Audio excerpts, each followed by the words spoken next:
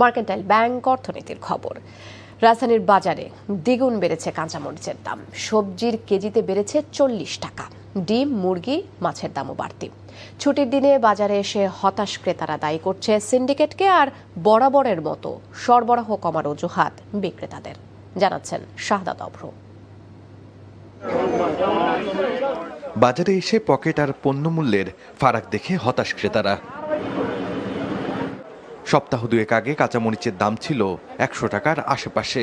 এখন মরিচ মানভেদে 260 থেকে 320 টাকা পর্যন্ত কেজি দরে বিক্রি হচ্ছে। আমরা বরাবর ভুক্তভোগী হয়ে আসছি, তো এটা এইভাবেই চলছে আর কি। এই জন্য বলার আসলে কিছু নাই, আক্ষেপ করা ছাড়া বলার কিছু নেই। তুলনামূলকভাবে একটু বেশি মনে হচ্ছে কাঁচা বাজারটা, গত সপ্তাহের চেয়ে এই সপ্তাহটা একটু বাড়তি মনে হচ্ছে। সবজি সব নষ্ট হয়ে গেছে, আর পানি ডুবে গেছে, সব সবজিই নাই।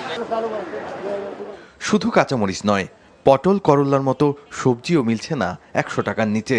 বেগুন 160, গাজর 120। 2 সপ্তাহে 40 থেকে 50 টাকা বেড়েছে এসব পণ্যের দাম। বেগুনের দাম 180 টাকা হয়ে গেছে, যেটা ছিল 120 টাকা। তারপর এটার দাম বেড়েছে 20 টাকা 25 টাকা গত সপ্তাহের তুলনায়। বৃষ্টি এর জন্য কৃষক তুলতে পারে না, দামটা এর জন্য আর কি একটু বেশি। দেন বৃষ্টিটা কমে যাবে, দামটা আবার নিয়ন্ত্রণে চলে যাবে আগের মতো। সপ্তাহ ব্যবধানে কেজিতে 10 থেকে 15 টাকা বেড়েছে পেঁয়াজের কেজিতে। দাম উঠেছে 50 থেকে 55 টাকায়। অতিবৃষ্টির কারণে সাপ্লাই শর্ট আছে, আর তাদের পেঁয়াজ নাকি পচে যাচ্ছে, যদিও এটা অত একটা ভ্যালিড রিজন না। গত সপ্তাহের তুলনায় 10 থেকে 20 টাকা বেড়ে ব্রয়লার মুরগি বিক্রি হচ্ছে 200 টাকায়। সোনালীর কেজি 330 থেকে 40 টাকা।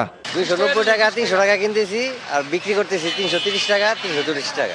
যেই ব্রয়লার আমরা আপনার 170 করে নিছি, এটা এখন 190 করে। ঊর্ধ্বগতি দেখা গেছে মাছের বাজারেও। রুই ও কাতল মাছ বিক্রি হচ্ছে আকার ভেদে 350 থেকে 400 টাকায়, আর চাষের পাঙ্গাস 200 থেকে 220 টাকা। আগে যেগুলো 300 বেচতাম এগুলো 350 ব্যস্ত হয়, যেগুলো 350 বেচতাম এগুলো 400 ব্যস্ত হয়। এর মাঝে 20-50 টাকা 20-30 টাকা করে বাড়তি।